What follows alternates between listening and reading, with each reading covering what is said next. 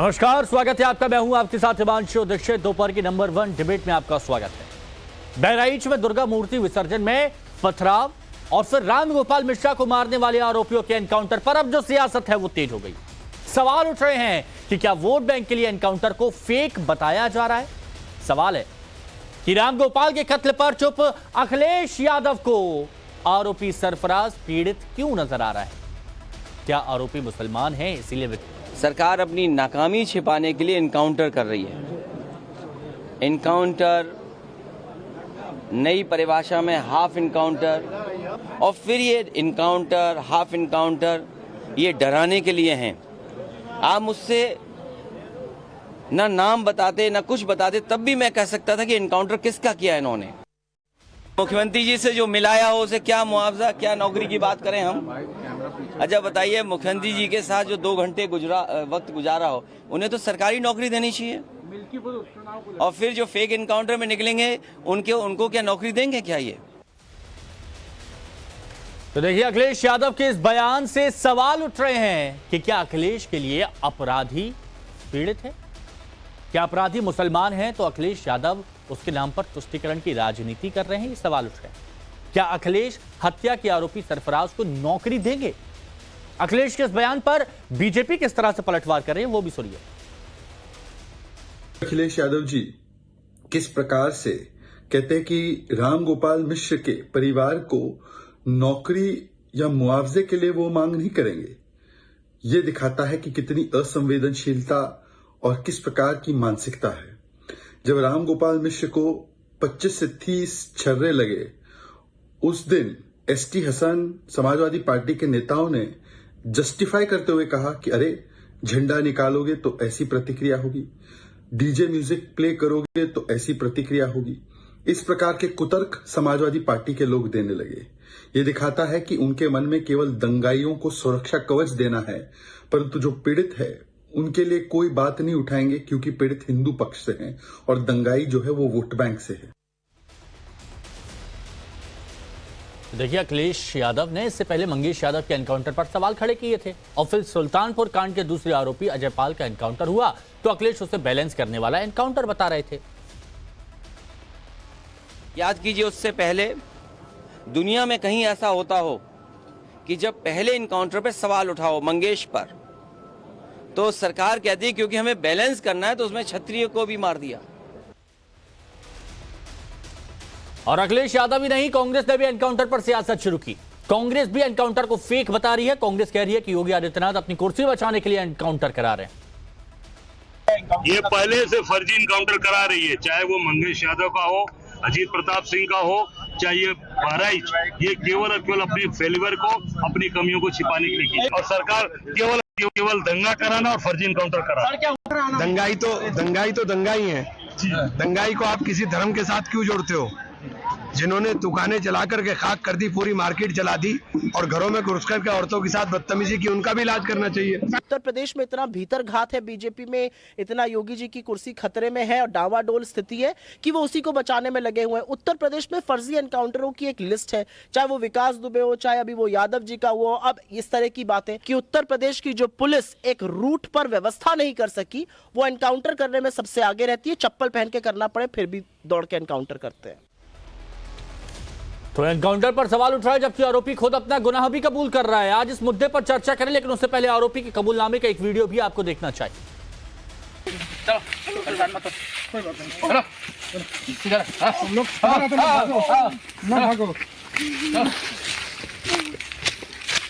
गलत काम कर रहे हो तुम, पुलिस के ऊपर हमला कर रहे हो। हम लोग गलती नहीं करेंगे, कभी गलती नहीं करेंगे। क्यों गोली चला दी है पुलिस के ऊपर? सर हम लोग भागना चाह रहे थे कि फायर करके निकल गलत है ना। गलती वहाँ की अपराध करो फिर दूसरी अपराध कर रहे हो। गलती हो गई सर। हम लोग प्यार से लेके आ रहे थे, इतना भरोसा नहीं था तुम लोगों पर, किस तरह करोगे। तो ये दिखाना जरूरी था और इसलिए यहाँ पर दिखाया भी गया ताकि आप समझ सके कि क्यों यहाँ पर राजनीति हो रही है। अब जो मेहमान हमारे साथ हैं उनसे हम बात कर लेते हैं इस मुद्दे पर। हमारे साथ आज इस चर्चा में शलभ मणि त्रिपाठी जी बीजेपी प्रवक्ता जुड़े हुए हैं हमारे साथ में। नीलू रंजन साहब वरिष्ठ पत्रकार हैं। तारिक खान साहब समाजवादी पार्टी के प्रवक्ता हमारे साथ में हैं। दानिश कुरैशी जी एआईएमआईएम के प्रवक्ता हैं हमारे साथ में, और संदीप त्रिपाठी जी कांग्रेस की तरफ से हमारे साथ में जुड़े हुए हैं।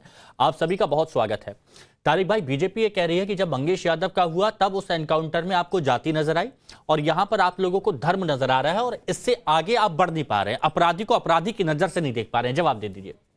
सिर्फ हम नहीं कह रहे हैं, जो लड़का मरा है उसकी जो विधवा है, उसकी जो वाइफ है, वो भी कह रही है कि पैर में ऐसे ही गोली मार दी। और उसकी डिमांड क्या है सुनिए, वो पुलिस प्रशासन से कह रही है कि हमें न्याय नहीं मिला है, उसको गोली से क्यों नहीं मार दिया गया।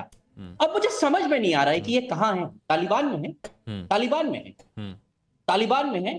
अब क्या होगा, पुलिस प्रशासन से मांग की जाएगी, योगी जी से मांग की जाएगी कि गोली क्यों नहीं मारा भाई। अच्छा, ये न्याय है, ये न्याय की प्रक्रिया है कि गोली के विपरीत दिशा में गोली के जवाब में गोली मार दो। कानून नहीं है, कचहरी नहीं है, कोर्ट नहीं है, फांसी नहीं मांगी जा रही है। नहीं, तो जिसके यहाँ पर जान गई है, उनकी विधवा, अगर वो दुख में आकर किसी तरह से बयान देती हैं, तो क्या आप उसको ऑथेंटिक या फिर सरकारी आप कहेंगे कि सरकार की तरफ से ये मांग की गई है? उसकी कोई गलती नहीं है। योगी साहब ने समझाया है कि ठोक देंगे, मार डालेंगे, जिधर मिलेगा गोली मार देंगे, ऐसे ही न्याय करेंगे। कानून व्यवस्था नहीं है, न्याय ये खुद करेंगे, कोर्ट कचहरी की जरूरत नहीं है, ये खुद न्याय करेंगे गोली मरवाकर। अच्छा, तो ये जो एसटी हसन साहब और कुछ लोगों का जो बयान आया कि क्रिया की प्रतिक्रिया है, ऐसा हो गया, वाजिब है, कोई दिक्कत नहीं है, तो इधर से आप निकल लिए बहुत आसानी से, ये वाले से। नहीं, इस पे आपकी कोई प्रतिक्रिया नहीं है। सुनिए ना, तालिबान है, मैं इसीलिए कह रहा हूं कि एक विधवा जिसने अपने पति को खो दिया, अगर उसका दर्द आता है तो आप बोलते हैं कि यहां पर तालिबानी हो गया, लेकिन आपके पार्टी के अगर प्रवक्ता या नेता बोलते हैं तो उस पर आप क्यों शांत हैं? नहीं, मैंने नहीं कहा। ये योगी जी ने यकीन दिलाया है कि भैया ऐसा है, हम न्याय ऐसे करेंगे कि गोली मारेंगे। अच्छा, एक के बदले एक अगर कोई मर गया तो कोर्ट से न्याय नहीं मिलेगा, फांसी नहीं होगी, हम 4 लाश लाके तुमको दे देंगे। ये तालिबानी रूल चल रहा है। करना क्या चाहते हैं आप, बनाना क्या चाहते हैं, समझ में नहीं आ रहा है। लोग डिमांड कर रहे हैं कि बॉडी के बदले खून दो, ये डिमांड होगी। तो अपराधी को तो अपराधी के तौर पर आप देख रहे हैं ना, मतलब राजकुमार अपराधी है, फांसी दिलवाइए ना। ठीक है, न्याय व्यवस्था आपके पास है या नहीं है, पुलिस है, फांसी दिलवाइए ना, कौन रोक रहा है? ठीक है, लेकिन तालिबानी कानून, गोली के बदले गोली, सर के बदले सर, और बॉडी के बदले 5 सेकंड और दीजिए। शरिया कानून से बड़ी एलर्जी होती है कि अरे ये ट्रिपल तलाक है, शरिया लॉ है, सरतन से जुदा शरिया लॉ है।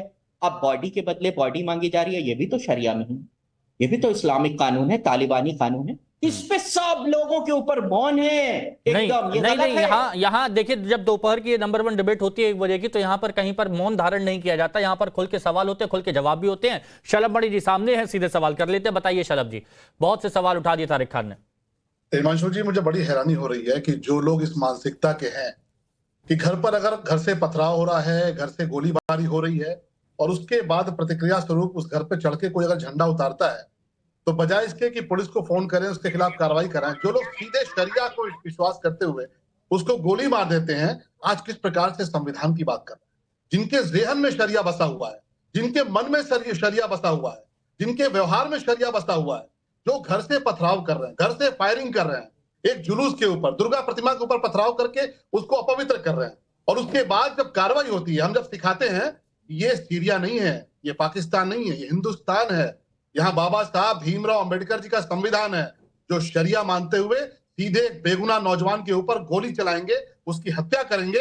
बाबा साहब भीमराव अंबेडकर जी का संविधान इस बात का हमको अधिकार देता है कि पुलिस पर गोली चलाने वाले पर गोली चलेगी। जिसने पुलिस पर गोली चलाई है, पुलिस को भी आत्मरक्षा का अधिकार है, और इसलिए इलाज हुआ है, माकूल इलाज हुआ है। अभी और इलाज होगा, अभी और कार्रवाई होगी। नहीं, लेकिन यहाँ सुनिए ना, समाजवादी पार्टी का, त्रिपाठी जी, समाजवादी पार्टी का आरोप ये है कि एक ऐसा, हाँ त्रिपाठी जी, समाजवादी पार्टी, इनको शरिया बहुत पसंद है, उनको बाबा साहब भीमराव अंबेडकर जी का संविधान कंठस्थ करा देंगे, रटा देंगे।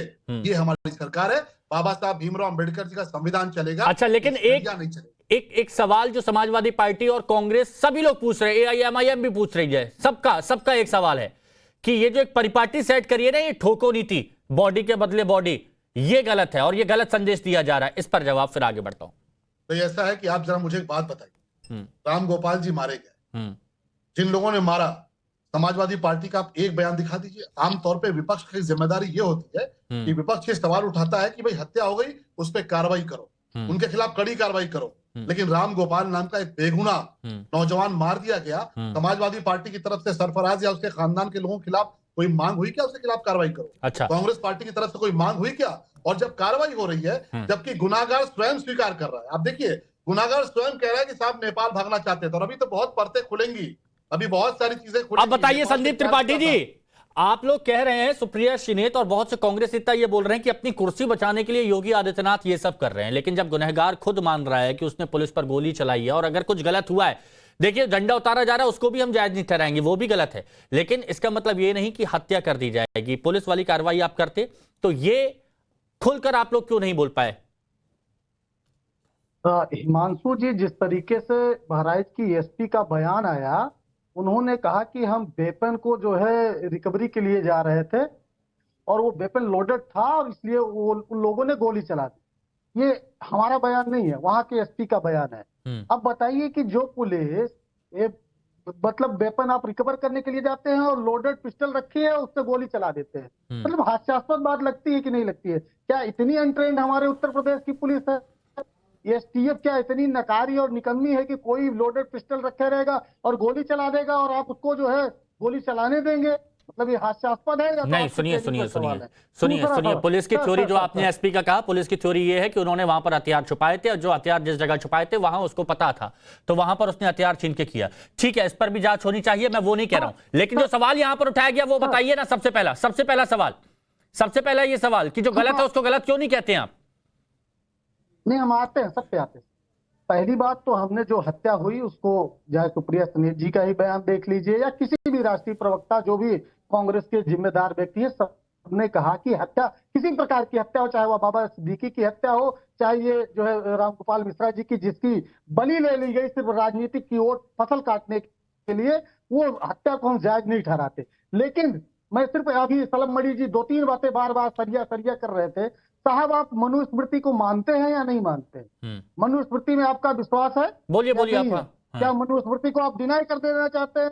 आप नहीं मानते? आप में हिम्मत है तो कहिए कि हम मनुस्मृति को नहीं मानते। और अगर आप मनुस्मृति को मानते हैं, अगर कोई अपनी धार्मिक मान्यता को मानता है, तो आप पर सवाल खड़ा करने का कोई हक नहीं है। तीसरी चीज, जिस तरीके से उत्तर प्रदेश यही नहीं, मैं तो ये कहूंगा कि पुलवामा हुआ, पुलवामा के बाद, पुलवामा सब जानते हैं कि पुलवामा हुआ, उसके आरोपी कैसे थे, क्या आया, आरडीएफ कैसे आया, आज तक देश को नहीं पता चला, लेकिन सर्जिकल स्ट्राइक सारा देश जानता है ना। बात ये इस मॉडल की हो रही है कि भारतीय जनता पार्टी किस तरीके से अपनी नाकामी को छिपाने के लिए, आप बताइए कि वहां पर ये मूर्ति का हाथ कैसे टूटा?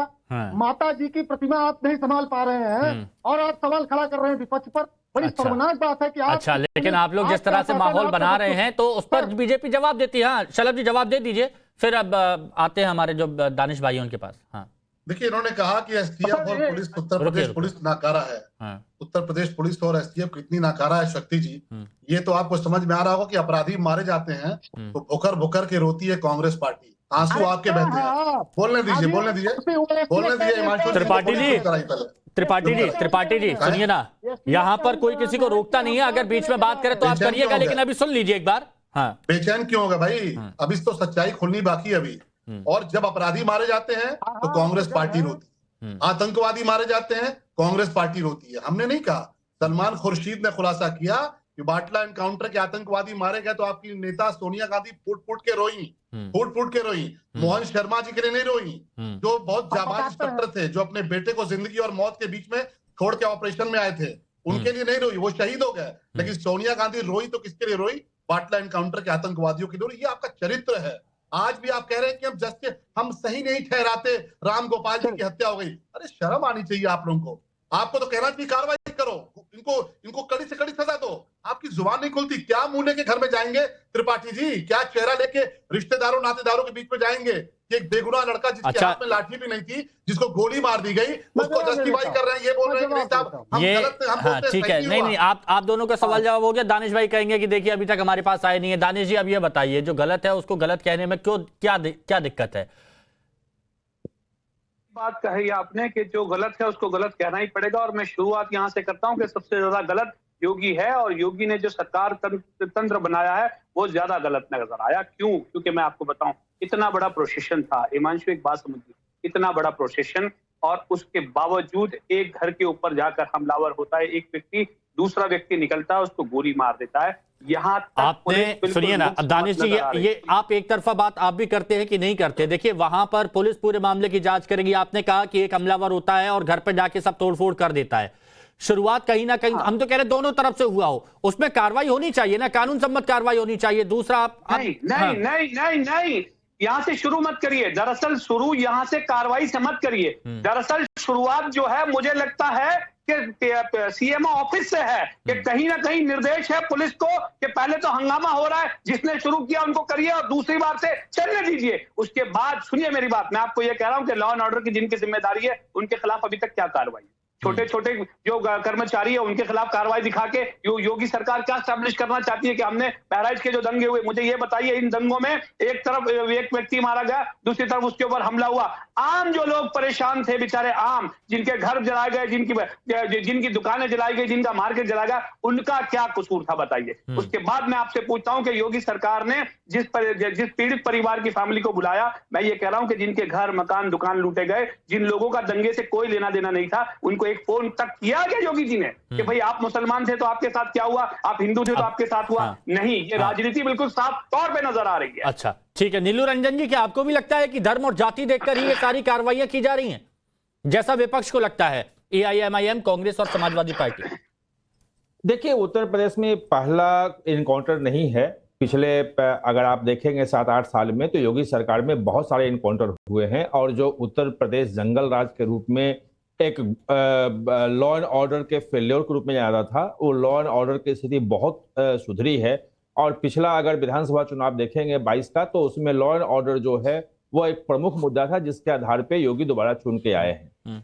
दूसरी बात रही कि इनकाउंटर की बात कि भाई सरिया का है, खून के बदले खून, बॉडी के बदले बॉडी, ऐसा कुछ नहीं है, क्योंकि सरिया में जस्टिफाई कर जाता है किसी को अगर जान से मार दिया गया तो कोई बात नहीं होगी। यहाँ अगर इनकाउंटर हुआ है तो निश्चित रूप से उसकी जांच होगी, राष्ट्रीय मानवाधिकार आयोग भी उसकी जांच करेगा, जो जुडिशियल मजिस्ट्रेट है वो भी उसकी जांच करेगी। और आज तक अगर 3-4 हजार जितने भी इनकाउंटर हुए हैं उत्तर प्रदेश में, एक भी इनकाउंटर को फर्जी साबित करने में विपक्ष या कोर्ट विफल रहा है।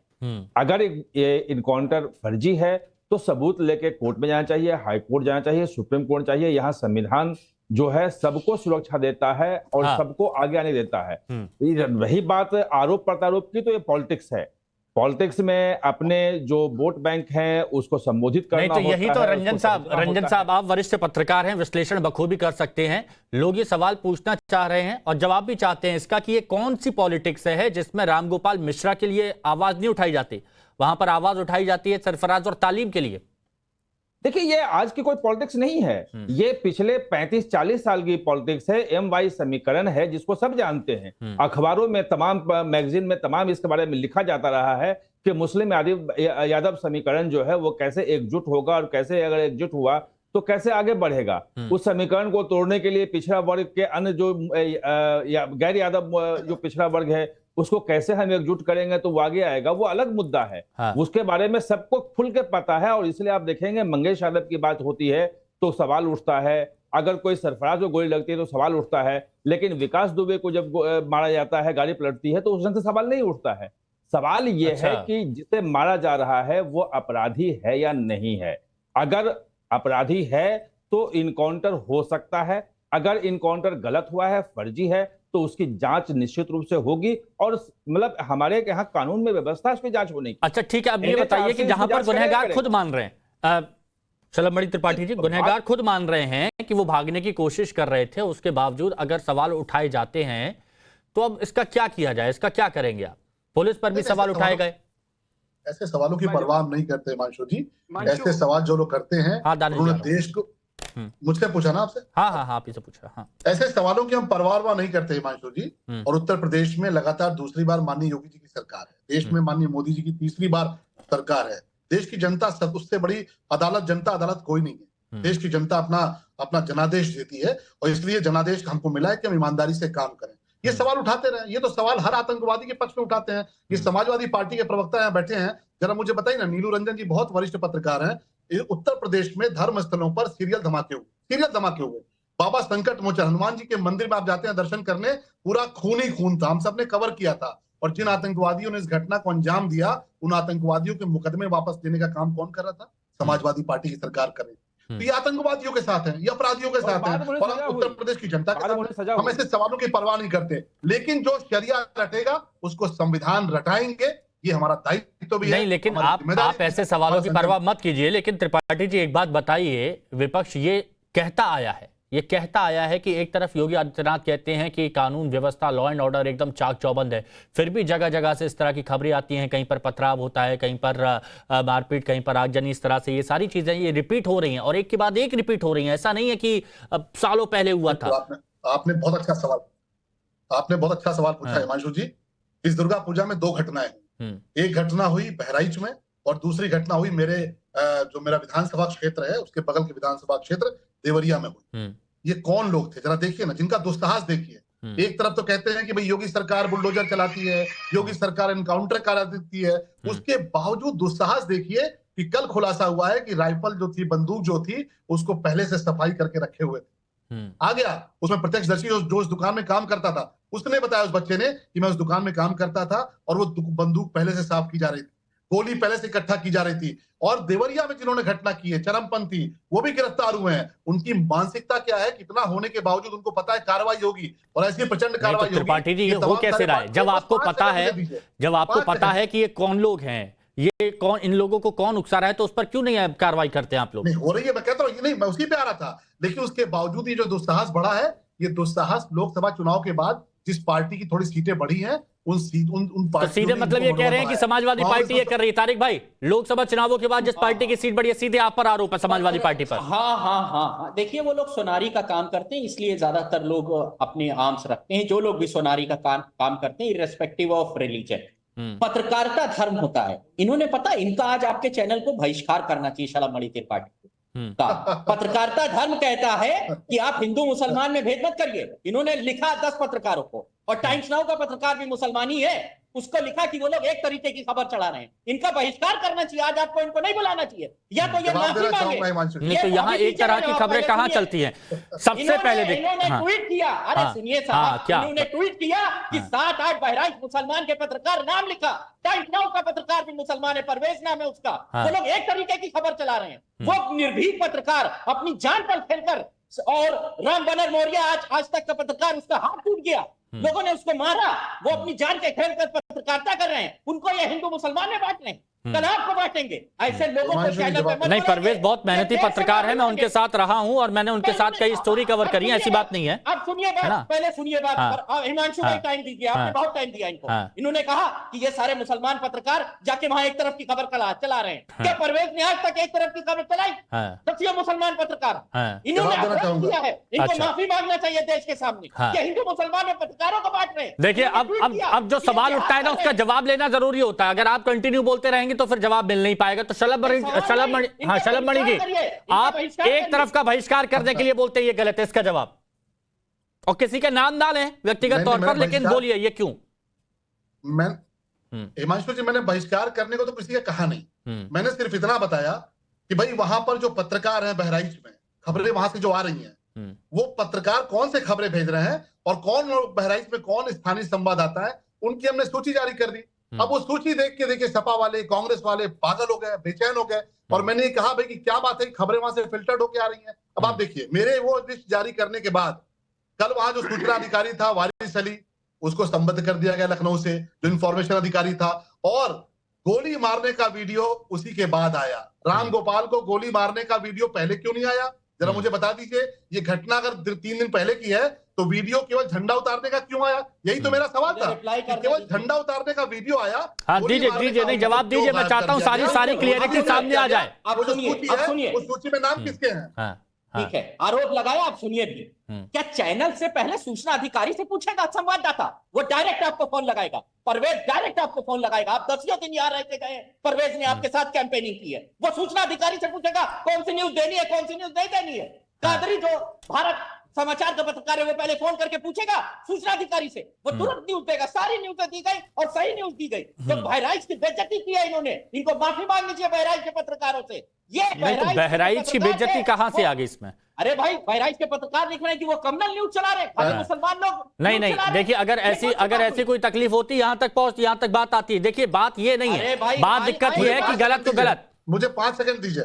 चलिए दीजिए, फिर दानिश भाई भी इंतजार कर रहे हो और त्रिपाठी जी भी। हाँ, इनको बड़ी तकलीफ है। बस दानिश भाई, बस अभी टाइम है, बहुत वक्त है। हाँ, इनको बहुत तकलीफ है, पत्रकारों का धर्म बता दिया। अरे आपने तो पत्रकारों की जाति पूछी, राहुल गांधी जी ने पूछी, अखिलेश जी ने पूछी, क्या नाम है तुम्हारा, कौन सी जाति के हो? आप पत्रकारों की जाति पूछ सकते हैं, हम पत्रकारों को केवल नाम बता दिए, हमने धर्म की बात ही नहीं की, हमने तो केवल नाम बताए। इतना बिलबिला कह रहे हैं। देखिए पत्रकारों को लेकर तो चाहे पक्ष हो चाहे विपक्ष हो, अपनी भड़ास निकालते रहते हैं। ठीक है, हमारा काम है खबरें दिखाना, सब लोग अपनी भड़ास निकालते रहते हैं अपनी सुविधा के अनुसार। दानिश जी, हिमांशु भाई 5 सेकंड, क्या परवेज आप सुनिए, एक मिनट, मुद्दा वो नहीं है। दानिश भाई, हाँ, दानिश जी, हाँ। देखिए मैं आपको बताऊं, हिमांशु जी, मेरी आपके चैनल के माध्यम से बहराइच के उन तमाम लोगों को जो पीड़ित हैं, किसी भी मजहब के हों, जो पीड़ित हैं, पुलिस का रोल उनको जिनको भी नजर में आता है, उनको चाहिए कि हाईकोर्ट वो पहुंचे और हाईकोर्ट जाकर, क्योंकि होगा क्या मैं आपको बताऊं, ये एनकाउंटर वाला मामला या जो गोली मारने वाला पूरा मामला है, इसमें बचाव में जो खड़ा रहेगा वो सरकार का पक्ष खड़ा रहेगा। मुझे लगता है कि ये तमाम पीड़ित लोगों को अदालत जाना चाहिए और जाके ये बात करनी चाहिए कि जिन लोगों की बदौलत ये घटना घटी है उनके खिलाफ सरकार का पक्ष नहीं रखा जाए, वो अपना एडवोकेट खुद रखे, जैसा हमने गुजरात के खेड़ा के ऊंढेला गांव में किया था। खेड़ा के ऊंढेला गांव में गुजरात हाईकोर्ट ने ये फैसला सुनाया था कि जो भी आरोपी पुलिस वाले पाए गए हैं उनका पक्ष सरकार नहीं रखेगी, वो अपने एडवोकेट खुद रखे, ताकि दूध का दूध पानी हो सके। ये जो राजनीति भारतीय जनता पार्टी करने की कोशिश कर रही है, मुझे लगता है इनकी कलाई खुल जाएगी उससे। संदीप त्रिपाठी जी, बहुत शुक्रिया, मुझे निकलना है, नमाज का टाइम है। ठीक है, कोई नहीं। लेकिन अब एक बात और लग रही है संदीप त्रिपाठी जी, अभी कुछ घरों को चिन्हित किया गया है, वहां पर कार्रवाई है तो निश्चित में सरकार उसका केस लड़ेगी, उसमें व्यक्तिगत अपना वकील रखने का कोई मतलब नहीं बनता है। दूसरी बात यह है कि अगर कहीं कोई दंगा हुआ है, अगर वहां पे सांप्रदायिक जो है हिंसा हुई है, तो उसकी जांच तो होगी ना, जो दोषी पाए जाएंगे उनके खिलाफ कार्रवाई होगी।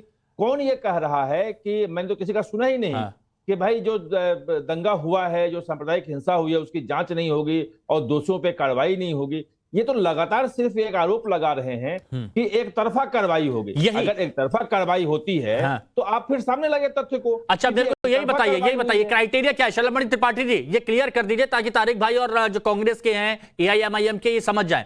आप कैसे चिन्हित करेंगे कि कहां से दंगा हुआ, कहां से पथराव हुआ, कौन लोग दोषी हैं? क्योंकि अगर बुलडोजर कार्रवाई होगी फिर कहेंगे कि आप एक विशेष समुदाय को आप टारगेट कर रहे हैं। नहीं, बुलडोजर, एक बात क्लियर कर दूं कि बुलडोजर कार्रवाई नहीं हो सकती है। सुप्रीम कोर्ट का स्पष्ट आदेश है कि किसी के आरोपी होने से नहीं होता है। अगर गिरफ्तारी कार्रवाई किसी भी तरह की अगर कार्रवाई, नहीं हिमांशु जी, देखिए ये मैं नहीं तय करूंगा, ये आप नहीं तय करेंगे, इस पैनल में जितने लोग बैठे हैं ये नहीं तय कर पाएंगे कहां पे क्या कार्रवाई हो। बाबा साहब भीमराव अम्बेडकर जी के संविधान ने एक पूरी संवैधानिक व्यवस्था दी है, उसमें इन्वेस्टिगेटिंग ऑफिसर होता है, पुलिस के लोग होते हैं, जिम्मेदार टीम होती है। नहीं, बीच में बौखलाइए मत, तलाई खोलने में बौखलाते क्यों भाई, दंगाइयों के पैरोकार। तो क्या ना कि ये बाबा साहब भीमराव अम्बेडकर जी ने पूरी व्यवस्था दे रखी है और उसमें इन्वेस्टिगेटिंग जो ऑफिसर होता है वो जांच करता है, पूरी टीम जांच करती है, इसमें तमाम बड़े अधिकारी लगे हैं, वो जांच करेंगे। लेकिन एक बात बहुत स्पष्ट है, दंगाइयों की 7 पुश्तें, कम से कम 7 पुश्तें, नोट कर लीजिएगा, याद रखेंगी कि क्या किया था उनके खानदान के लोगों ने। ऐसी कार्रवाई करेंगे कि चूल्हे हिला देंगे, दंगाइयों को याद करा देंगे कि कानून क्या होता है, और 7 पुश्तें उनकी रोएंगी कि हमने बहराइच में दंगा करने का प्रयास किया था। ये बात है, ये तो आपने स्पष्ट कर दिया। तारिक भाई, आप भी बहराइच से ही ताल्लुक रखते हैं और बहराइच में कई घर मैं देख रहा हूं जिनको मार्क किया गया है। जब वहां पर दंगा हो रहा था वहीं नीचे 4 पुलिस वाले खड़े थे। आज बड़े बड़ी बोल निकल रहे हैं, बहुत बड़ी बड़ी बातें निकल रही, खड़े हो देख रहे थे आराम से। मैं फोटो भेज दूंगा, देख लीजिएगा आराम से। बड़ा अफसोस होता है, नफरत की राजनीतिक रोटी पक रही है और उसका आटा पता है किससे साना जा रहा है? खून से साना जा रहा है, खून से। और दूसरी बात, उस रोटी पकाने के लिए चूल्हे में लकड़ी नहीं डाली जा रही है, गरीब मजलूम किसानों के घरों को जलाया जा रहा है, उनके घरों को लूटा जा रहा है, और उसी रोटी पर, राजनीतिक रोटी, उसी चूल्हे पर जिसमें गरीब मजलूम का घर चल रहा है, उस पर राजनीतिक रोटी सेक रहे हैं ये लोग। ये काम कर रहे हैं। 50 से ज्यादा घर गांव में जला दिए गए और 10 से ज्यादा घर शहरों में जला दिए गए, दुकानें जला दी गई। कोई बात नहीं है। अब कहेंगे कि हमारी सरकार में जीरो दंगा होता है। जीरो दंगा, ये दंगा ही नहीं है। ये तो प्यार किया लोगों ने, मोहब्बत की, आओ भैया गले लग जाए, हम लोग दोस्त हैं। ये दंगा रोकने की इनकी जिम्मेदारी नहीं है। नेपाल से आएगी पुलिस, चाइना से आएगी, बिहार से आएगी, तब रोकेगी। ये कह रहे अब दावा बहुत बड़ा, हमारी सरकार में कोई दंगा नहीं हुआ। ये दंगा नहीं है। दुकानें लूटी गई, घरें लूटी गई, इज्जत तक लूटी गई। आपको पता है, जो लोग बहराइच में रहते हैं उनको है जानकारी। सौहार्द को हरा कैसी बात है? मतलब आप इतना बड़ा आरोप आप लगा रहे हैं कि यहां पर इज्जत तक लूटी गई है, आप ये कह रहे हैं? आगे बातें बढ़ने दीजिए, सब कुछ खुलेगा। मैं फिर कह रहा हूं, चलो मणि त्रिपाठी जी, ये बहुत गंभीर एलिगेशन, बहुत गंभीर आरोप है ये कि जो आगजनी हुई, जो हिंसा हुई, इसमें आबरू तक लूटी गई है। अब ये इन्होंने ऑन रिकॉर्ड कहा है, आपके चैनल पे कहा है। अभी आपकी डिबेट खत्म होगी तो इसकी कॉपी जो है, आपकी जो लिंक है वो उत्तर प्रदेश के बड़े पुलिस के अधिकारियों को भेजी जाएगी और बात हो जाएगी। पूछ लेंगे भाई कहाँ हुई, कौन हुआ, इनसे पूछ लेंगे, इनका बयान भी ले लेंगे। अगर इनको पता है तो इनको कंप्लेंट दर्ज करानी चाहिए। लेकिन इन्होंने कहा ना गरीबों के साथ ऐसा हुआ। अच्छा, एक चीज और, एक बात और, जैसे इन्होंने कहा कि वहां पर इज्जत तक लूटी गई, क्या आप ये कहना चाह रहे हैं कि तारिक खान साहब कि वहां पर जो जांच की जा रही है वो निष्पक्ष तौर पर नहीं की जा रही है और सच्चाई सामने लाने से रोका जा रहा है? अभी जिन लोगों के घरों को जलाया गया, जहां लूटपाट की, वहां किसी तरीके की कोई जांच शुरू नहीं हुई है। सरकार जांच करे। घरों को बाकायदा लूटा गया है, गरीब लोगों के घरों का, जिनका सच्चाई को दबाने की कोशिश हो रही है, ये कह रहे हैं आप? अभी जांच ही नहीं शुरू हुई। कौन कह रहा है सच्चाई को दबाने की कोशिश हो रही है? जब जांच शुरू हो, जो लूटपाट हुई है, जो घरों को जलाया गया है, गरीब लोगों को घरों को जलाया गया है, जिनका इससे शलभ जी, इस पर सरकार कदम उठाएगी चाहिए, ये बहुत जरूरी है, क्योंकि इंसाफ हर किसी के लिए हकदार है। बहुत बहुत शुक्रिया आप सभी का हमारे साथ जुड़ने के लिए।